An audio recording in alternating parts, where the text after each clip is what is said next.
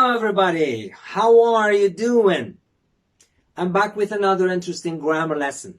I want to talk about active and passive sentences.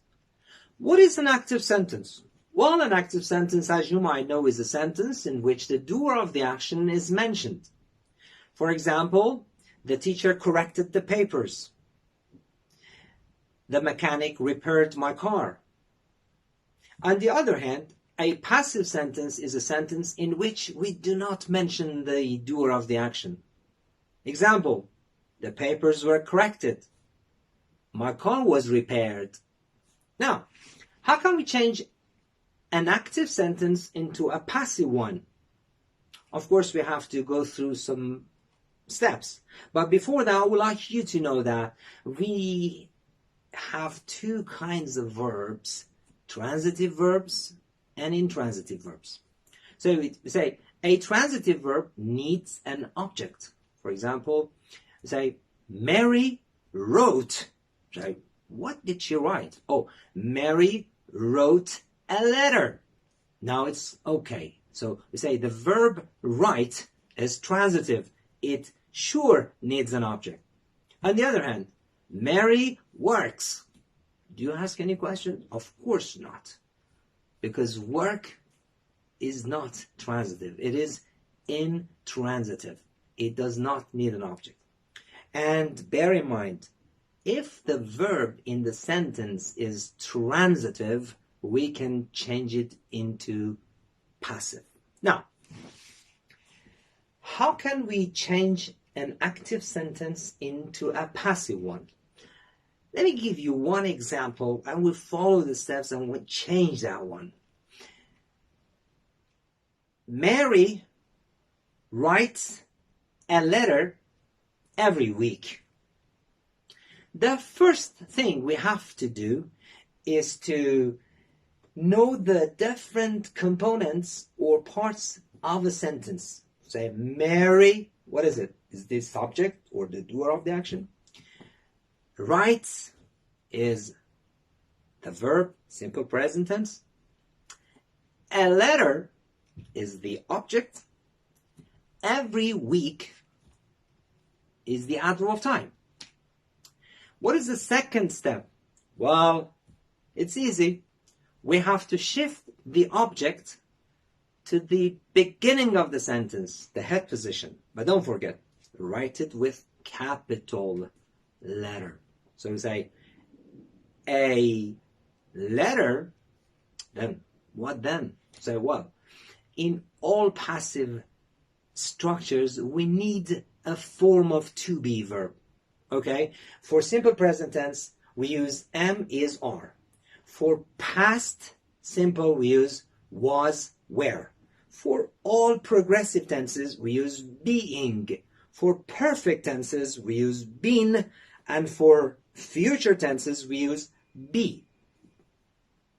Now, Mary writes a letter every week. What is the tense? We say, oh, it's simple present tense. So the teacher said, am, is, are. So we say, a letter, am, is, are. Which one? Oh, the letter, a letter is.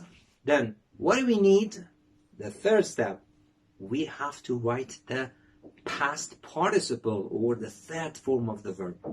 Write, wrote, written. So a letter is written. Then the rest of the sentence. Every week. That's it. It's done. Now, if you want to mention Mary, you can just mention this after the verb. So say, a letter is written by Mary every week. By Mary is in the parenthesis. It means it's not necessary, but if you like, you can do it. So after preposition by. So a letter is written by Mary or by her every week. So you've got to follow these steps for all other tenses. Let me just give you one more example. Maybe more than one example. Let's just have a simple past tense. We say Mary wrote a letter last week. So we say a letter was written last week. Mary is writing a letter now.